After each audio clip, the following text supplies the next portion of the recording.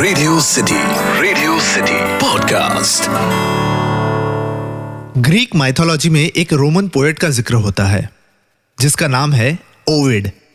Covid नहीं, Ovid. Ovid Roman literature का एक बड़ा नाम है जिन्होंने ग्रीक लिटरेचर में अच्छा खासा योगदान दिया है। ओविड की ही 8वीं सदी की एक महान काव्य रचना है जिसका नाम है मेटामॉर्फोसिस। 15 किताबों में बांटा ये महान काव्य रचना ये बताता है कि इस दुनिया की रचना कैसे हुई और इस दुनिया का अंत कैसे हुआ।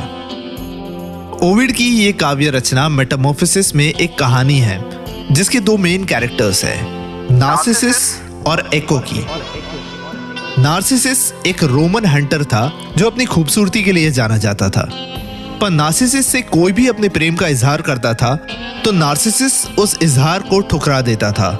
उसके इस रवैये से कई ग्रीक गॉड्स उससे नाराज थे और उन्होंने नार्सिसिस को श्राप दिया था कि नार्सिसिस को प्यार हो जाएगा उसी की खुद की ही पानी में गिर रही परछाई से।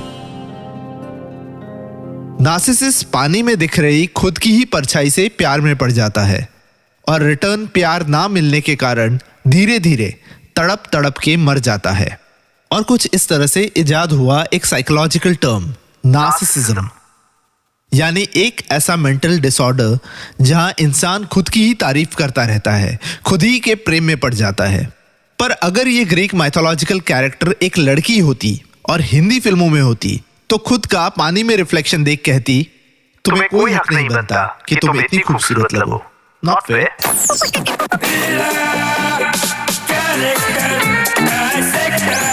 Character dissector with Atiq. Radio city पर मैं हूं कैरेक्टर डाइसेक्टर अतीक और आज हम डाइसेक्ट करेंगे 2001 में आई फिल्म कभी खुशी कभी गम के करीना कपूर खान के कैरेक्टर पू यानी पूजा को। पू शायद हिंदी फिल्मों की पहली फीमेल नार्सिसिस्ट कैरेक्टर थी।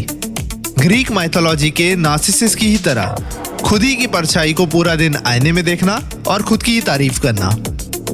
पू अपने आप को एज अ थर्ड पर्सन यानी अपने आप को खुद अपने नाम से बुलाती थी। पू loved herself and only herself. अपने आप को PHAT फैट कहती थी। फैट यानी प्रिटी, हॉट एंड टेम्पटिंग। 2004 में आई एक इंग्लिश फिल्म मीन गर्ल्स की तरह 2001 की ये पू अपने कॉलेज की मोस्ट एलिजिबल बैचलर और कॉलेज की अनडिस्प्यूटेड क्वीन थी। अपने आसपास 2 और लड़कियां रखी थी जिनका पूरा टाइम काम होता था पू की तारीफ करते रहना। पू फैशन मैगजीन्स पढ़ती थी, महंगे महंगे कॉस्मेटिक्स यूज करती थी, सेल्फ पैम्परिंग में अपना पूरा टाइम निकालती थी और कॉलेज जाती थी in the most stylised manner. But जिस बात की वजह से उस जमाने की इवन आज के जमाने की लड़की पू के कैरेक्टर को लुकअप करती है वो है she was unashamedly in love with herself. अपने आप से बिना कोई शर्म के प्यार करती थी और अपने आप को सबसे खूबसूरत और डिजायरिंग समझती थी। यह साल 2000 का इंडिया था। हिंदी फिल्म इंडस्ट्री में अब NRI ऑडियंस के लिए धीरे धीरे फिल्में बनने लगी थी। कभी खुशी कभी गम, कल हो ना हो, परदेस, दुल्हन हम ले जाएंगे। उस टाइम की ये कुछ ऐसी फिल्में थी जिसमें NRI कैरेक्टर्स थे जो एक फॉरेन सेंसिबिलिटीज को लेकर आए थे और सेल्फ लव के कंसेप्ट से हम हिंदुस्तानियों को मिलवाया था, जहां खुद को प्यार करना या खुद के बारे में तारीफ करना was not considered to be snobbish, कुछ गलत नहीं था। और यही एटीट्यूड को पू कैरी करती है। अपने कॉलेज के लड़कों को उनके लुक्स पर लिटरली रेट करती है। अपने कॉलेज के हंक रॉबी को एटीट्यूड देती है और बेशर्म होकर कहती है कि प्रॉम नाइट पर उसके साथ जाने वाले लड़कों में 3 पैरामीटर्स होने चाहिए, good looks and good looks. कभी खुशी कभी गम फिल्म के सेकेंड हाफ में जब करीना कपूर खान के कैरेक्टर पू के लाइफ में ऋतिक रोशन के कैरेक्टर की एंट्री होती है तब पू में एक बदलाव आता है। पू से पूजा बनती है। पर यह ट्रांजिशन कभी 100% नहीं होता। वो बनती है कभी संस्कारी कभी सेक्सी। पू कभी भी पूरी तरह से पार्वती नहीं बनती। यहाँ तक कि पू की बड़ी बहन काजोल जब उसे मंदिर में ऐसे फैशनेबल कपड़े पहनने पर टोकती है तो पू कहती है, अगर भगवान को देखने की बजाय सब मुझे घूर घूर कर देख रहे थे तो इट्स नॉट माई प्रॉब्लम। पू हमें सिखाती है कि भले ही गलती से 2 अलग अलग शूज पहन लिए हो, still without being embarrassed about it उसे पू का स्टाइल स्टेटमेंट बोलकर आगे बढ़ सकते हैं। Attitude you see. 2007 में आई थी इम्तियाज अली की जब वी मेट, जहां हमें मिलती है गीत जो कहती है मैं अपनी फेवरेट हूं। 2001 में आई थी करण जौहर की कभी खुशी कभी गम, जहां हमें मिलती है पू जो कहती है तुम्हें कोई हक नहीं बनता कि तुम इतनी खूबसूरत लगो।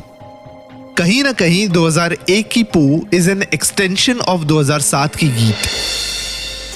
दोनों कैरेक्टर्स ने हमें सिखाया how to accept yourself and how to love yourself. दोनों कैरेक्टर्स का रोल प्ले किया था करीना कपूर खान ने। ऑफ कोर्स 2001 की Geet was slightly more mature than 2001 की पू।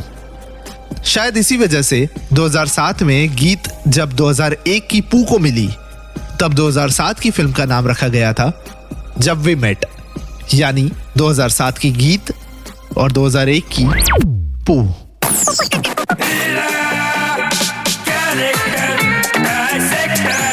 Character Dissector with Atik.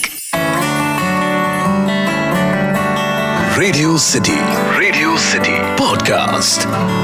इस पॉडकास्ट का फीडबैक देने के लिए मेल करें podcast@myradiocity.com पर या फिर इंस्टाग्राम पे RJ_Atik पे DM करें।